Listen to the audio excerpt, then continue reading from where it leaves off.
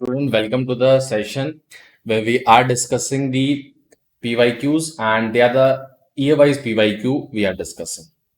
ध्यान दो, हमने पिछले 2 सेशन में 10 क्वेश्चन डिस्कस कर लिए and as I have told you कि हम 5-5 क्वेश्चन करके करेंगे ताकि आपके लिए भी इजी हो इन लेक्चर्स को अटेंड करना और आप एक अच्छी लर्निंग कर पाए. ठीक है. Now without wasting much time we are starting this sessions. We are starting today session, sorry. चलो. तो पहला क्वेश्चन है, in a class of 45 student 34 like to play cricket and 26 like to play football. ठीक है. ये simply अब जब ऐसा कुछ दिया होता है तो इसमें ऐसा नहीं है कि ये ओनली वाला दिया है, बस ये बोला है कि 34 को क्रिकेट पसंद है. तो number of students who like cricket is 34 and number of students who like to play football is 26. अब ध्यान दो, लिखा है कि क्लास में 45 स्टूडेंट है, ये तो चलो बात सही है. And further each student like to play at least one of the 2 game. तो ऐसा कोई बच्चा नहीं है जिसको कोई भी गेम पसंद ना आए, कोई ना कोई तो एक तो वो खेल ही रहा है. How many student like to play exactly 1 game. ऐसे स्टूडेंट कितने हैं जो एक ही खेल रहे हैं, मतलब फुटबॉल खेल रहे हैं. तो वो जैसे इसमें क्या है कि क्रिकेट वाले में क्रिकेट प्लस फुटबॉल वाले भी ऐड है. इसके मतलब कहने का मतलब ओनली क्रिकेट वाले भी हैं इसके अंदर प्लस बोथ वाले भी हैं. बट हमें ओनली क्रिकेट चाहिए और इसमें से भी हमें ओनली फुटबॉल को उठाना है. इसमें भी कॉमन है, मतलब यहाँ अब जो कॉमन वाले होंगे वो यहाँ भी होंगे और यहाँ भी होंगे. अब बड़ा सिंपल सा है, आपका एक रूल होता है कि सी यूनियन एफ, यानी कि अगर मैं कहूँ तो 45 स्टूडेंट टोटल हैं जिसमें 34 खेल रहे हैं क्रिकेट, 26 खेल रहे हैं फुटबॉल. इसमें से अब मुझे 45 स्टूडेंट, अब ध्यान दो क्रिकेट भी खेल रहे हैं फुटबॉल भी खेल रहे हैं, लेकिन जो कॉमन वाले वो इधर भी आ गए इधर भी आ गए. तो अब कई बोलेगा सर उसको 2 बार माइनस कर दो. 2 बार नहीं करेंगे भाई, एक ही बार करेंगे क्योंकि उनको इंक्लूड भी तो रखना है. उन बच्चों को एक बार तो इंक्लूड करना ही है.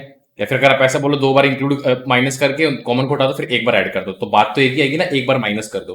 तो बड़ा सिंपल है, एक बार माइनस कर दो. तो वो स्टूडेंट कितने होंगे जो बोथ गेम खेल रहे हैं. मान लो उसको एक्स मान लिया, तो यहां से एक्स की वैल्यू कितनी आ जाएगी, 60 45. तो एक्स की वैल्यू आ गई मेरी कितनी आ गई, 15.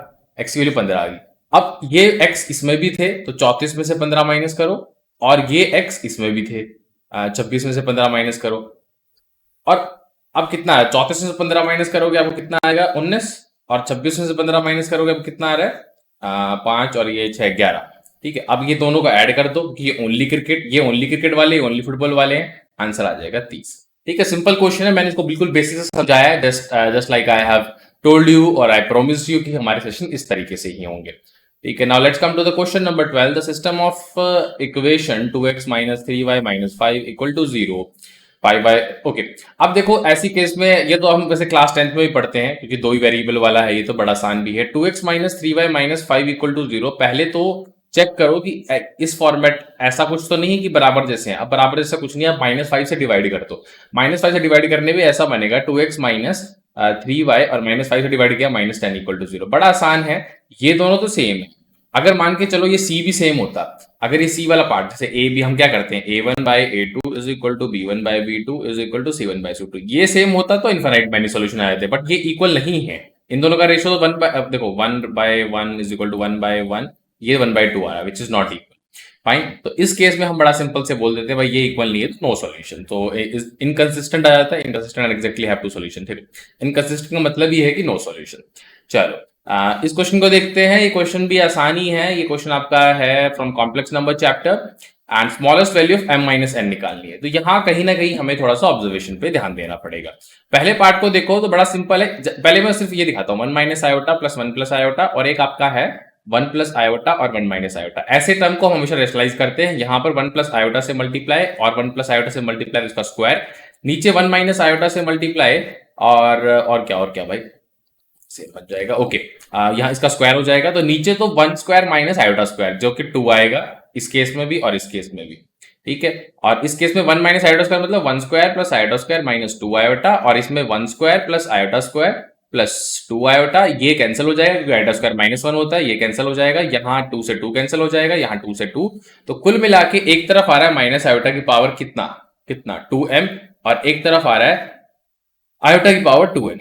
खास बात क्या है कि इसको मैं रिमूव कर सकता हूं क्योंकि इवन पावर है, मैटर नहीं करेगा. तो आयोटा की पावर 2m और आयोटा की पावर 2n. फाइनली कह सकते हो आयोटा की power 2 times of m + n, और इसको हमने 1 के इक्वेट किया हुआ है. अब ध्यान दो, आयोटा स्क्वायर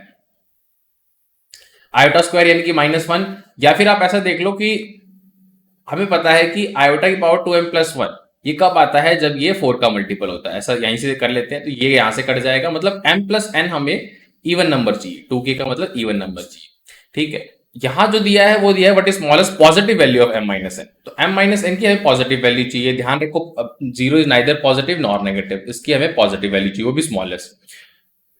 बट कंडीशन क्या है? m प्लस n 2 के होना चाहिए, तो इन दोनों कंडीशन सेटिस्फाई करवाना है, स्मॉलेस्ट पॉजिटिव, मतलब मैं नेगेटिव नहीं चाहता, m प्लस n यही बोला ना, m स्मॉलेस्ट पॉजिटिव वैल्यू, हाँ m प्लस n मुझे नेगेटिव नहीं चाहिए। तो अगर मैं, हाँ m और n पे कोई कंडीशन नहीं दी हुई इन्होंने, तो अपनी मर्जी चूज कर सकते, बट m और n ऐसे चूज करो कि वो 2 का मल्टीपल आए, बड़ा नंबर। जैसे मैं सिंपल बोलूँ कि 10 और 12 यूज कर लो तो भी आएगा, बट 10 और 12 से क्या ये स्मॉलेस्ट बन रहा है? 10 और 12 से नेगेटिव का बनेगा, एक चीज तो ये आ गई। 10 और 8 से भाई ये तो आ जाएगा 2 का मल्टीपल, ये बनेगा छोटा 2, ठीक है। और भी आप नंबर चूज कर सकते हो, जैसे कि आप चूज करो, आपको हमें तो बस m माइनस एन की स्मॉलेस्ट पॉजिटिव वैल्यू चाहिए। अगर आप चाहो तो जैसे मान के चलो 20 और 4 यूज कर लो, तो उस केस में m माइनस एन 16 आ जाएगा, जो कि स्मॉलेस्ट नहीं है। तो क्या इससे स्मॉलेस्ट आ सकता है? क्या इससे स्मॉलेस्ट आ सकता है? देखो बड़ा आसान है। पहली बात तो मैं कहूंगा कि m प्लस एन को 2 होने के लिए या तो दोनों ही ऑड हो या दोनों ही इवन हो। अगर दोनों ऑड होंगे, जैसे मान के चलो 3 और 3, तो 6 ये तो आ जाएगा, बट ये 0 आ रहा है, और 0 आने की वजह से दिक्कत क्या आएगी? मतलब अगर सिमिलर है तो मैं कह रहा हूँ वो स्मॉलेस्ट पॉजिटिव नहीं होगा, स्मॉलेस्ट नंबर तो हो गया बट पॉजिटिव नहीं होगा। इससे नेगेटिव में भी स्मॉलेस्ट जा सकते हैं, 0 again either positive not negative. तो आप इसमें थोड़ा सा दिमाग लगाओ, अपनी ऑब्जर्वेशन को देखो। इन सब करने के बाद I just want to tell you कि जैसे कोई और नंबर ले लेते हैं, जैसे कि आप चाहे तो 20 लेके देख लो, 20 से भी 2 आ रहा है, 10 आप ले नहीं सकते, क्योंकि ये 10 की वजह से आप बोलोगे कि भाई ये कंडीशन सेटिस्फाई नहीं होगी, m प्लस एन आपका पॉजिटिव नहीं आएगा। तो आपके पास सिर्फ यही कंडीशन बचती है कि ये स्मॉलेस्ट 2 आएगा, ठीक है, दैट्स ऑल, ठीक है। बाकी अगर ऑप्शन से भी देखो, 1 तो कभी आ नहीं पाएगा, और 1 अगर कभी आ नहीं पा रहा तो 4 और 8 बड़े हैं, तो 2 ही बचेगा आपका, ठीक है।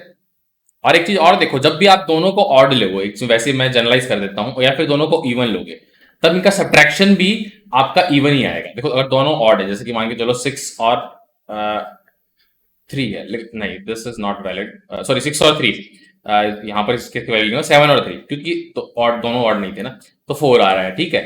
और अगर आपके दोनों इवन है, जैसे कि 8 और 4, ऑब्वियसली उसका सब्ट्रैक्शन भी इवन आएगा। तो कुल मिला के आप ये चीज देख सकते हो कि आंसर तो कभी वैसे भी आपका m माइनस एन कभी भी ऑड आ ही नहीं सकता, क्योंकि हम पहले ही डिफाइन कर चुके हैं m और n दोनों को ही या तो ऑड होना पड़ेगा या इवन होना पड़ेगा, उसकी वजह से और वो क्यों होना पड़ेगा? वो तो m प्लस n की वजह से डिफाइंड है। तो I think I have told you more thing, just rewatch if कोई कंफ्यूजन होती है, बाकी it's like all correct. 14 question बड़ा आसान है, हमने एक शॉर्ट वीडियो किया था, इसमें कुछ नहीं है, हमें पता है डी कैसे निकालते हैं जब 3 इक्वेशन होती हैं, ठीक है। और पढ़ लो इसको अपने तरीके से। In obtaining the solution of system of equation this this this by Cramer's rule the value of y is obtained by dividing d by dt।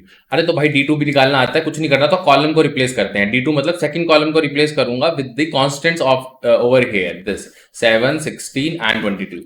It's not about negative, I am just talking about. d2 क्या हो जाएगा? d2 is equal to 1 1 1 and it's what 16, जो equal to के side में positive लेना है आपका, ये नहीं सोचना कि उधर ले जाके फिर मैं उसको नेगेटिव में लूंगा, no. 7 22, no it's 7 16 and 22, sequence में मेंटेन रहना चाहिए, 7 16 एंड 22, और इधर 1 3 4 मेंटेन रहेगा। यहां से आपका d2 आ गया, they have asked you what obtain by dividing d by d2 what is the value of determinant of it. बस d2 ही निकालना, कुछ नहीं करना, सिंपल एक उसमें सॉल्व कर लो, आप चाहो तो ऑपरेशन लगा सकते हो, but just leave it. 1 into 16 into 4 that is 64 minus 66, यहां पर ये आ जाएगा plus, not plus, it will be negative as per the rule, minus 7 into 7 को जब इस वाले को हाइड करोगे तो 4 माइनस 3 एंड प्लस 1, इसको और इसको हाइड करोगे तो 22 माइनस 16, 22 माइनस 16 मतलब कि 6, and this is what positive, so minus 7 and this is minus 2, सो कुल मिला के माइनस कितना आ गया? माइनस 9 प्लस दिस, तो माइनस 3 आंसर आ रहा है, ठीक है।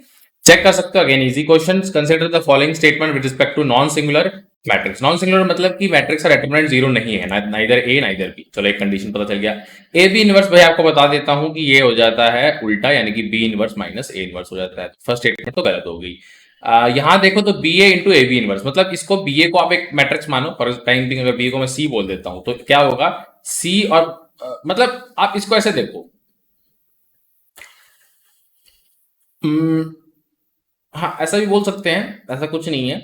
आप या फिर ऐसा कर लो, आपके लिए बेटर होगा। बी ए है तो बी इंटू ए और ए बी का इनवर्स अप्लाई कर, तो बी इंटू ए यहां क्या हो जाएगा? बी इनवर्स पहले आ जाएगा, ए इनवर्स बाद में आ जाएगा। अब बड़ा सिंपल सा है, बी इंटू बी इनवर्स दोनों मिलके ये बन जाएंगे, ए इंटू ए इनवर्स दोनों मिलके आई, तो आई इंटू आई आपका आई ही रहेगा।